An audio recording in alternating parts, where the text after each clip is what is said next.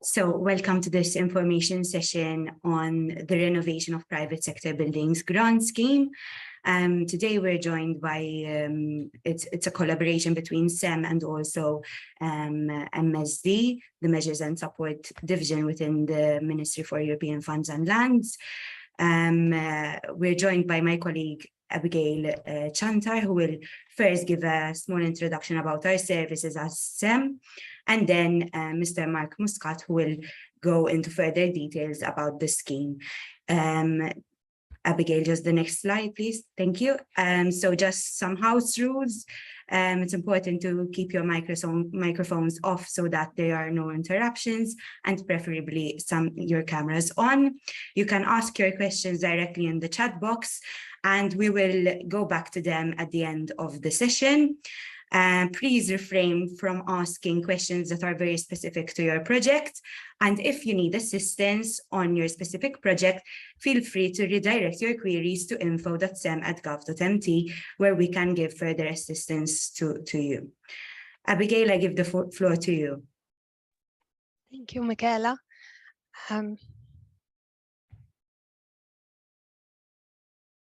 Okay, so for this part of the presentation, as Michaela said, I will be going through what our role is as a government agency and basically what our services are and what we can offer to you. So Servizzi Europei Malta, SEM, is a gateway to EU funds for both Malta and Gozo, and we try to make it easier for citizens to reap the benefits of EU funding opportunities. And we are very committed to inform individuals as well as organizations, and we also try to assist in the application process as well as in the project implementation support as well, so that it is more of a holistic service. As you can see, there is also a screenshot of the website. I encourage you to make use of this resourceful. It is very resourceful, so I encourage you to make use of it, because we update this weekly with any current open calls, and you can also find informative information regarding also project implementation. There is also information regarding our organization, and there is also the availability that you can request a meeting, or also you can send us a query with anything that you would like to ask about your funding opportunities. So we can assist you throughout these sections. So first of all, there are information sessions like this one, where we collaborate with managing authorities and we can inform you about our role as well as the technical aspects of a particular current cause. There are also training sessions that we do throughout the year with both on, for instance, application process as well as the implementation, so that you can write obviously good applications and you adhere to the deadlines, and as well then if that is successful, we can assist you throughout the implementation. If you come and talk to us about any queries that you might have, we can also do one-to-one meetings with you, where you tell us about your project idea and we can discuss further whether there are any open calls in which you can benefit from. We can assist you, as I have mentioned, throughout the application process in order so that you can apply and you will be granted EU funds. And then if that is successful, we can also help you with the project implementation support. So to start with the project development, basically we start by understanding your need of the organization or being an individual that you would, if you would like to apply. And then we can together know your needs analysis. We'll start discussing also the aims, the objectives of the particular call that you aim to apply for. We can discuss also together the activities that you intend to do during your project. We'll also discuss the impact, obviously, as an organization, what is going to be, for instance, the impact if you apply for this particular call. And we also discuss the evaluation. So basically, we try to develop your project idea to be more competitive and then will be chosen for EU funds. So when it comes to project writing, we give 3 different services. So there are clients that already have experience with writing EU-funded applications. So they choose vetting with comments. Then the service is also usually offered when it comes to calls that are very technical, for instance. And in this case, the client will write the application, and afterwards he or she will send it back to us and will write comments in certain sections that based on our experience, and we give sort of tricks in order to make it more competitive as an application. Another type of service is vetting with amendments, where you write the application yourself as well, and then you'll send it to us, and we will be able, you'll give us the rights to amend certain sections again to make it more competitive. And the last service is vetting with completion, in which we are more hands-on, and basically we'll write the application from the beginning till the end, obviously based on the information that you will give us throughout our one-to-one meetings, based on also what we will discuss with you, because obviously we would also need your input, and obviously communication is key. So we'll keep constant communication, especially when it is vetting with completion. Moving on to another service that we give is the project implementation. So this, in order to make the service more holistic, we can assist you in project implementation, where we'll guide you so that you will know the right documentation that you need to retain, for instance, because in case of an audit, we can also assist you with any payments that you need to do. We can also prepare you to adhere to certain regulations and also deadlines that you might have, and also with preparing for the final report at the very last, at the very end of the project, basically. Another important thing that I would like to mention is that there are also informative documents that you can make use of, which are available also on our website. So again, I encourage you to make use of it. That's all from my end. So now I can give the floor to Mark, and I'll stop sharing from my end, and I think Mark can start sharing from his end. Thank you. Okay, let me just open the presentation so that I can share it as well from my end. While the presentation opens, I'm introducing myself. My name is Mark Muscat. I'm from the Measures and Support Division, which is the division which administers the scheme. Just waiting for the presentation to open so that I can share it accordingly.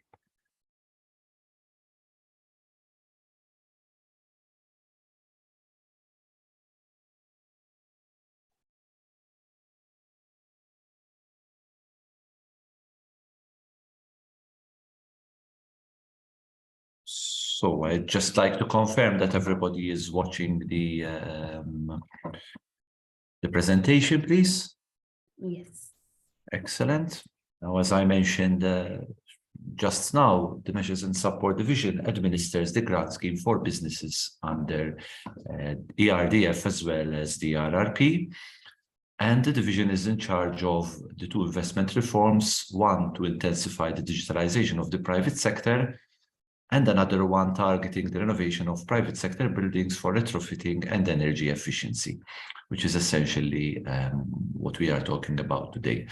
They all fall within the Business Enhanced umbrella. We will be focusing on Call 2 of the renovation of the private sector buildings grant scheme. The component is addressing the climate neutrality through enhanced energy efficiency, clean energy, and the circular economy. And this is investment 1, as I stated, the renovation of greening of private sector buildings, including the deep retrofitting through energy and resource efficiency measures. Now, essentially, the objective of the scheme is to improve energy efficiency, reduce energy demand, lower carbon emissions, and to limit the energy waste through retrofitting of private sector buildings. The allocation budget-wise for the scheme is 20 million. And the total area to be financed under this investment shall be of 40,605 meters squared. The call opened last week on Wednesday, 1st March, and it shall close on the 28th of April, 2023. and investments shall not take any more than 24 months from the grant agreement and cannot be concluded any later than the 31st of December of 2025.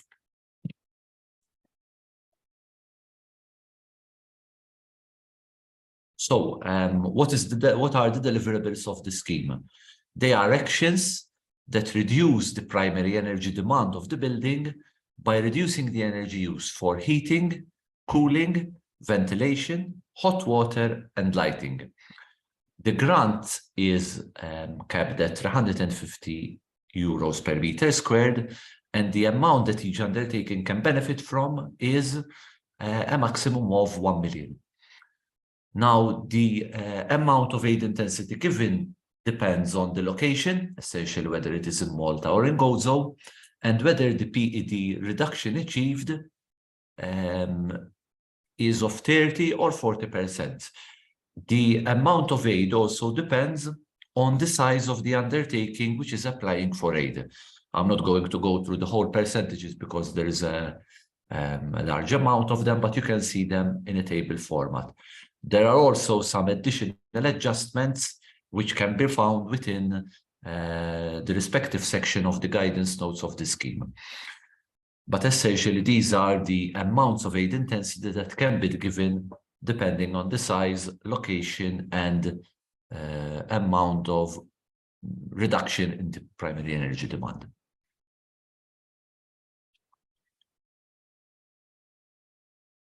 Now, what kind of actions can be financed? As outlined, the aim is for retrofitting to improve energy efficiency, reduce energy demand, lower carbon emissions, and limit energy wastes. And the eligible costs are basically branched into two elements. One, actions which reduce the energy demand of the building by reducing energy use for heating, cooling, ventilation, hot water, and lighting, as well as interventions on the building envelope that reduce the energy demand required. Among the ineligible costs, of which there is a list as well of exclusions within the guidance notes, are investments in renewables. So renewable energy sources cannot be financed through the scheme.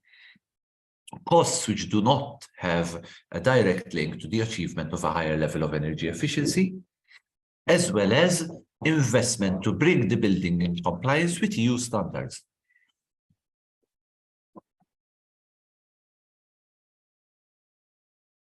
So, as has been already outlined, a reduction in at least 30% is to be achieved for each renovation project supported. If the intervention or interventions that potential or prospective applicants wish to apply for will not achieve this, then it is not something that might be financed through the scheme. It's also important to keep in mind that implemented actions need to respect and fulfill the do no significant harm criterion, which is one of the new additions which have been added within the RRF regulation. It is also important to ensure that at least 70% by weight of the non-hazardous construction and demolition waste generated on site shall be prepared for use, recycling, and other material recovery. You may wish to refer to the guidance notes for further information about this. Any expenditure which is to be incurred must be procured from sources which are external and unrelated to the applicant. And for SMEs, the durability clause is for 3 years, and for large enterprises, it is 5 years. Essentially, this means that the investment has to be maintained for this durability period by the beneficiary. Here's some more information about the do no significant harm principle. Essentially, the applicant needs to confirm that the investment will comply with the conditions of this principle. And there are 4 environmental objectives which require a substantive assessment under this scheme: climate change mitigation, climate change adaptation, transition to a circular economy, including waste prevention and recycling, and pollution prevention and control. And within the applications, applicants shall confirm that the answer is no, that no significant harm will be incurred as part of this project. And also an explanation needs to be provided to this effect. Now we're going to move towards the planning process towards an application. First of all, it's important to identify and consider what the potential investment will be and what it will be made up of, because there might be multiple interlinked actions as part of the application. An asset rating energy performance certificate has to be included as part of the application. More information about this is available in the guidance notes in section 4.3.2. Another document which needs to be provided is a statement by a warranted architect or an engineer to determine the building in which the intervention shall be held out is compliant with the necessary local laws and regulations. Another statement which is required by the from a warranted architect or engineer is a list of the actual interventions being proposed and how each of them will impact the proposed reduction in primary energy demand, with a view to reaching overall the 30% at least of primary energy demand reduction required. For each item sub-activity for which you are applying for aid, the necessary market testing is required so that the amount being requested and the actual details of the intervention itself are provided at application stage in order to assist the project selection committee to determine what the item actually entails, basically. Among other items which need to be acquired at application stage are the tax compliance certificate, in which the applicant confirms that they have no pending returns or no pending liabilities, or that they are honoring an agreement entered into with the Office of the Commissioner for Revenue. The financial statements also need to be provided. Now, for enterprises,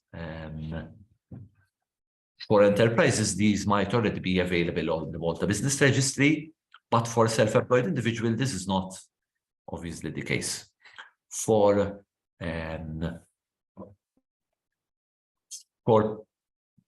With regards to investments requiring a permit, these need to be provided at application stage. Depending on the amount of aid intensity, the applicant will need to provide private match financing to indicate that they can hold up to their end of the bargain. This might take the form of a bank statement, a letter of intent from a bank signifying that they are ready to provide financing, an existing sanction letter which would cover the financing required, or a declaration from an accountant that they can confirm that the applicant can finance their end of the bargain.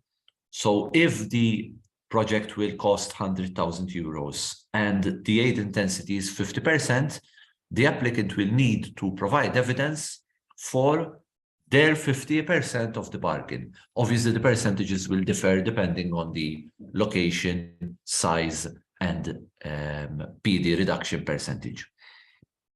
We also require confirmation of the NACE code included at application stage. A Gantt chart or a schedule of work also needs to be provided in order to indicate the timeline for the project. Any other supporting documentation that the applicant believes will strengthen their argument or confirm what they are saying is obviously also possible. And it's naturally important to ensure that the application is complete and that all the documents are included at application stage. On the funded.eu website, the following 4 kinds of documents are available: the guidance notes, the notes for applicants, a sample application form, and the guidelines for implementation. The guidance notes is the framework under which the scheme operates, and it will include the documents required, the selection criteria in which a qualitative assessment is done on the application, exclusions, eligible acts, and so on and so forth. The notes to applicants is a reference document to assist applicants filling in the application, what is required in each section, and where the necessary documents or information will be acquired. The application itself is an online application, and it can be filled in bit by bit. The sample application form is a PDF version of it to assist applicants to understand what will be required when filling in the application. And the guidelines for implementation are there to provide assistance or guidance or visibility of what will be required once and if any application is approved. These are all available on the funded.eu website on the respective section for the renovation of private buildings grant scheme. Now, this is an important disclaimer. The General Block Exemption Regulation, which is the state aid regulation governing this particular scheme, are expected to enter into force in the coming months. And these guidance notes are based on the pending updates of this regulation. Applications can only be approved once this update is in force. So the should the updated GBER be different to those to the conditions outlined in the guidance notes, the aid intensities will be amended accordingly. And therefore, any grants cannot be awarded until the GBER itself is finalized. One small thing that I wanted to mention with regards to the documents which need to be provided. Yes, we are aware that the documents to be provided aren't something which will be done in a day or two. It might be the case that when you are compiling the documents, some of them might take even longer than the 28 April deadline for call 2. One is to keep in mind that as call 1 was submitted and was followed by call 2, unless call 2 uses up the full 20 million budget, the likelihood will be that a call 3 will be launched in the near future as well. So any documents being gathered would and might be possibly utilized in future applications under any future calls. So one should not be discouraged, keeping everything in mind. Now, I believe I am up to my final slide. Here are the contact email address for our division and our website, as well as SCMs. Now, I'm going to have a look at the chat. I'm going to have a look at the chat to see what messages are in place. I don't think there are any messages at the moment, but if you have any questions, you can just put them in the chat right now and Mark will be able to answer them. And naturally, if there are any prospective applicants who perhaps do not wish to disclose their project in such a public forum and they wish to get in touch with us or with SCM to get more information, by all means, please go ahead. We're here to assist.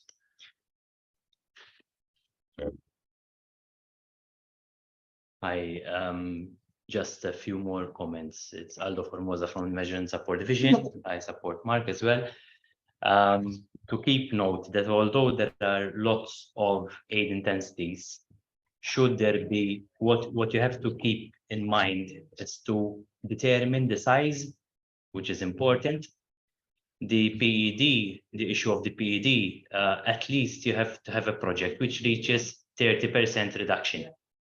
However, the determination, whether it's 30 or 40 or more, then it will come out of the document submitted of the energy performance certificate with the asset rating and the interventions showing the reduction in the PED. So with regards to the aid intensities, should there be any discrepancy, we at application stage, once submitted, there is the possibility to look into the project and determine the correct aid intensity. As you can see in the guidance notes as well, for those of you who have been already through them or will be looking into them, there's also the potential of a reduction in the aid intensity being applied due to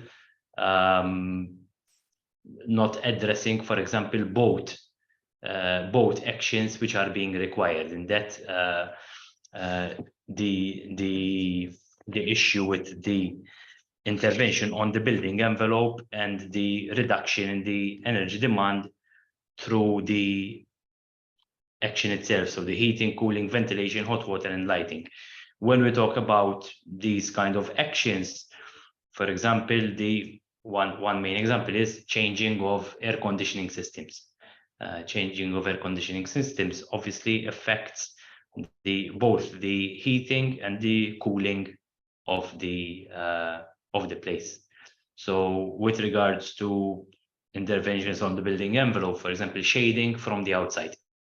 So we're not talking about the glass, but actual shading from the outside the building envelope, which would support to cool down the offices, the buildings, or the manufacturing building, and retaining the light filtering in. So these are examples of interventions which one can look at. Obviously, having the architects and engineers supporting this project, more ideas will come out, but just to give you some feelers. Some other thing which is important to note is that, as my colleague Mark noted, the potential of having another call 3, is obviously on the cards at this point in time, given that the regulation is still not in force.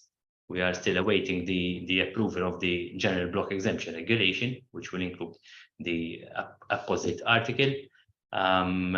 We shall await that until we go forward. There is also to note that there is also, under EU funding, there's also the SMEI initiative, which basically supports investments through loans. And these might be interesting as this could support further initiatives which are ineligible under the scheme. So good to know also that I believe that you are aware of them, but these might support those actions which are not eligible under the scheme. So I'm not talking about applying for them, but applying through the opposite channels for the SMEI initiative to support other interventions on the site which are not eligible under the scheme. We can go through the questions and see. Yes, Alison, I'm seeing your raised hand. Let me just answer the questions of those who've written the message, and then I'll get back to you if it's not a problem. Thank you. So, Mr. Spiteris-Staines asked that since the scheme is open for large enterprises, does the 1 million limit apply to individual companies within a group? No, the 1 million limit applies to the whole undertaking. I don't know if that answers Mr. Spiteris-Staines' query. Another user has asked, if the project is being done already, do we still qualify for the scheme, or does it have to be approved at application stage? This will, the scheme will require no works to have been started and no commitment to have been entered into before any grant agreement has been signed. But so, on the equipment intended. On the equipment intended, naturally. So you might have to define project being done already, what exactly it means. But if you want to finance, let's use a simple example, double glazing, and you've already bought the double glazing, then that is definitely not eligible. And the last question, Rachel Camilleri, can you please explain the implementation process once the grant is approved? Yes, good question. We mentioned during the delivery of the presentation the requirement for one instance of market testing.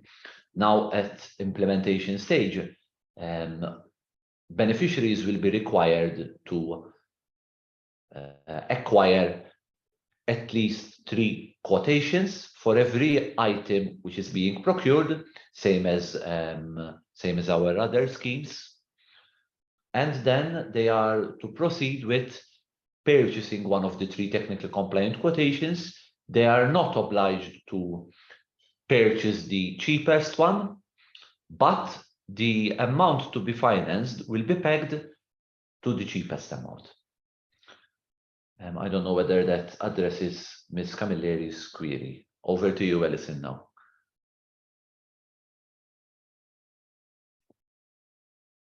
Alison, I'm afraid we're not hearing you.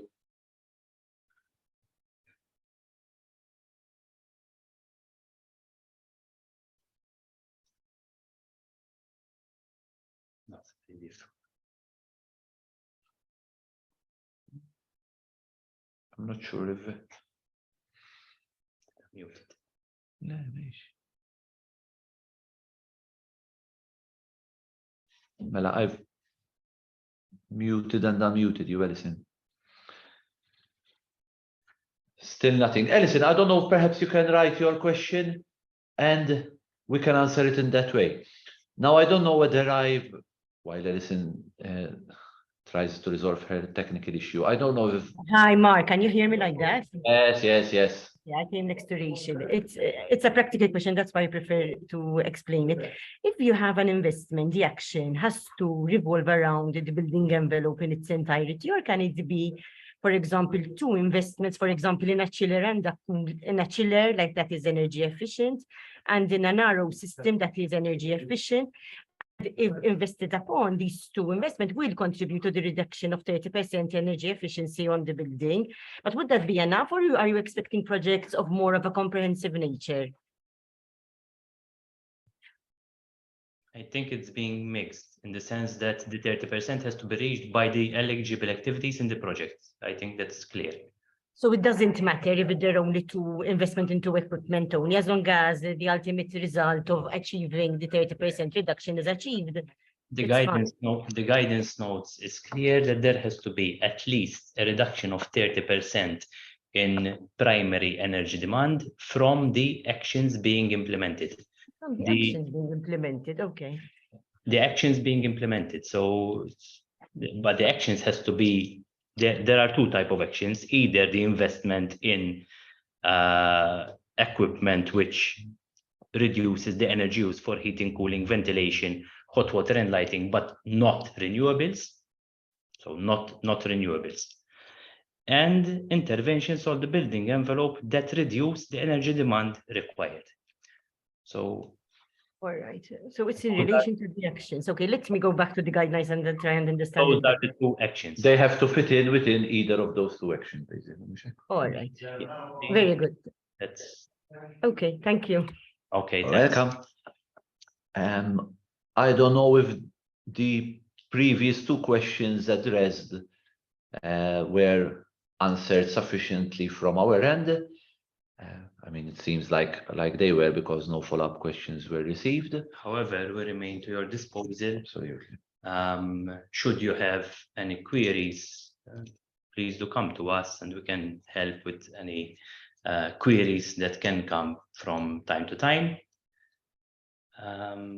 Michael, I think, is due to speak. Yes, I think we can just go to the last the last slide before the last insomma. There's a feedback form. I've posted it in the chat. So if you may, we would really appreciate if you just give us some feedback on the session, so that we can take it up for future initiatives of this sort.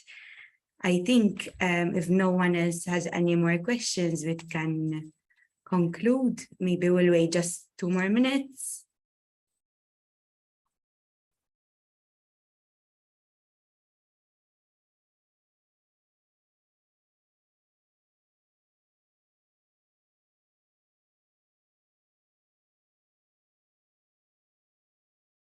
So unfortunately, I'm not sure, Mark or Aldo, whether the presentation can be shared or not. The presentation, we can, there is another information session next week. And then we'll see about sharing it. However, I would suggest for the pertinence of the information, go through the guidance notes, because the guidance notes is the document which is the fulcrum where there is the terms and conditions properly spelled out, in the sense that, for example, with regards to aid intensities, there is more explanation about the aid intensities in the guidance notes. With regards to the DNSH criteria, so one should not rely on the presentation. This is for information purposes. This is just a snapshot of the guidance notes and the other documents. So I would suggest do go through the guidance notes, because they are the document which will assist you to make things, to make the application successful or not. Hi, Simon.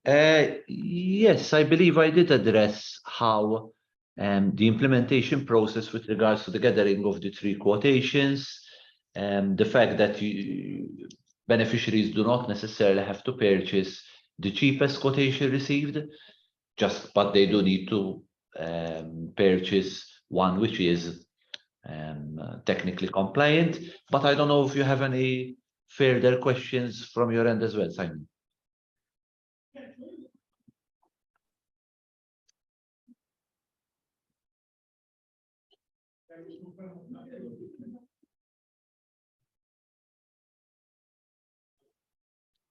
Thanks. Okay, I think we can conclude the session here.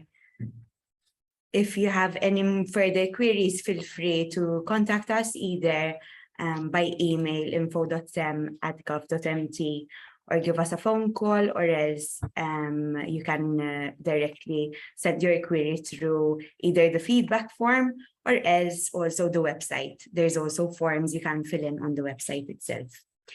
I think that's it. Thank you very much for joining, and I hope it was informative. And that's it. Thank you. Thank you, Mark. Thank you. As well. Thank you. Good day. Bye-bye. Bye. Thank you.